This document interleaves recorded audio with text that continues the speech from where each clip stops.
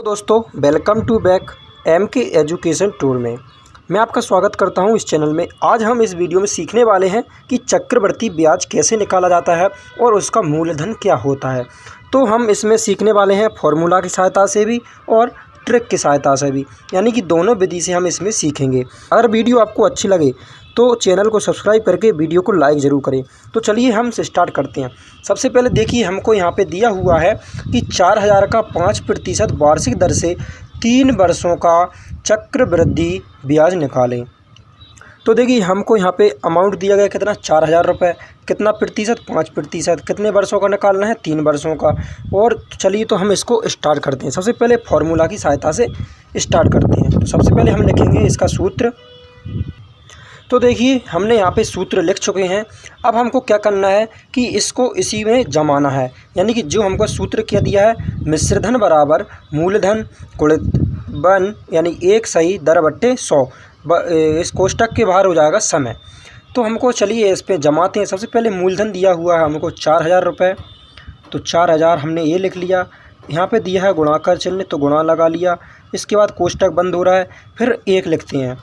अब 1 के बाद सही में क्या दिया हमको, दर दी है 5%, तो हम यहाँ पे लिखेंगे 5।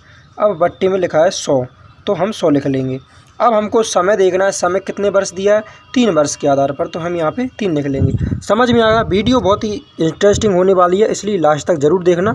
आपको इस वीडियो के अंदर क्लियर हो जाएगा जो भी आपके डाउट्स हैं मिश्रधन को लेकर या चक्रवृद्धि ब्याज को लेकर। तो चलिए अब हम इसको हल करते हैं। तो हमको यहाँ पे 4000 प्राप्त हुआ और 1 यहाँ पे दिया हुआ है और 5/100 दिया हुआ है, और इसके 3 हमको 3 वर्ष यहाँ पे दिया हुआ है। अब हमको क्या करेंगे, इस संख्या को काटेंगे। तो यहाँ पे काटती है संख्या 5 एकम 5 और 5 दूनी 10 और 0 का 0, यानी कि 1/20 और 1 सही है। तो हम क्या करेंगे, इसको इसमें गुणा करेंगे। तो 20 एकम 20 और 1 यहाँ पे हमको दिया हुआ था, 20 एकम 20 और 1 21। तो यहाँ पे लिख लेंगे हम 21/20। जी हमारा आ गया, आपको समझ में आ गया। अब हमको यहाँ पे मिश्रधन था वो सब वैसा लिख लेंगे, 4000 रुपये था और कोष्टक बंद हो गया और कितना था, 3 वर्ष। ठीक है, आशा करता हूँ यहाँ तक आपको समझ में आ गया होगा। अब देखिए आगे क्या करते हैं।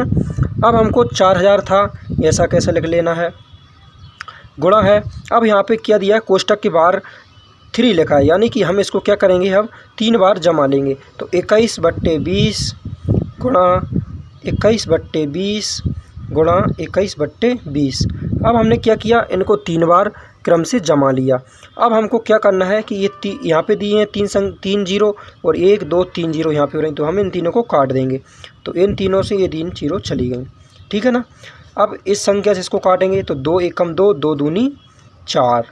अब 2 एकम 2, 2 एकम 2। अब हमको क्या बचेगा, यहाँ पे 21 गुणा 21/2। तो चलिए यहाँ पे लिखते हैं।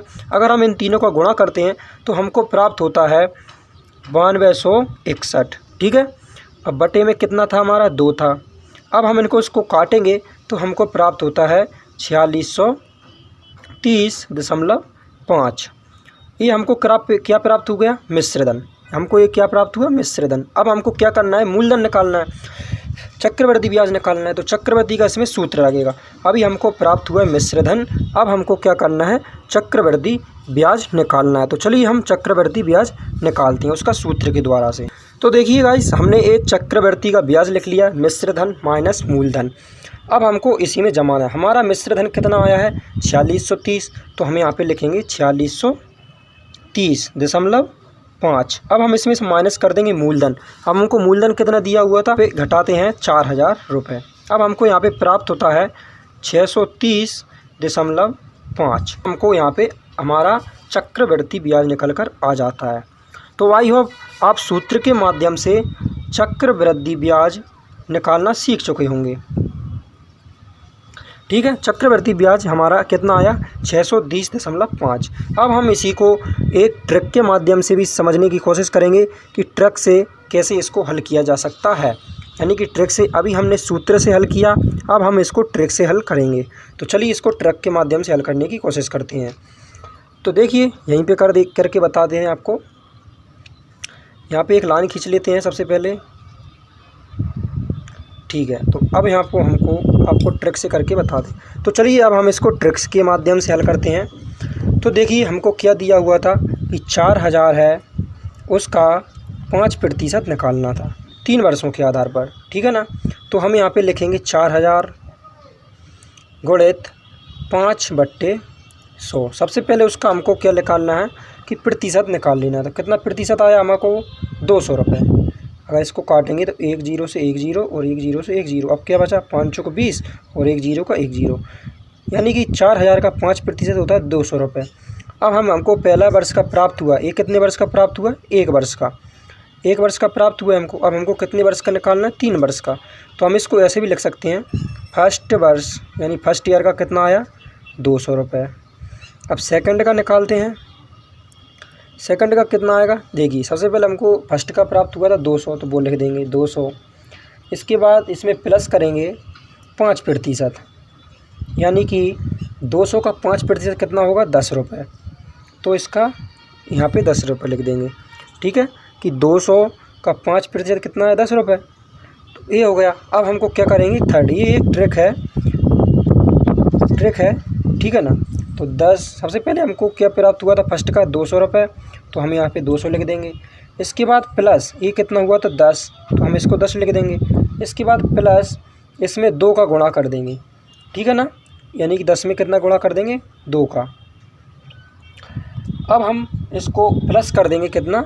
0.5, ठीक है। 0.5 कैसे आया?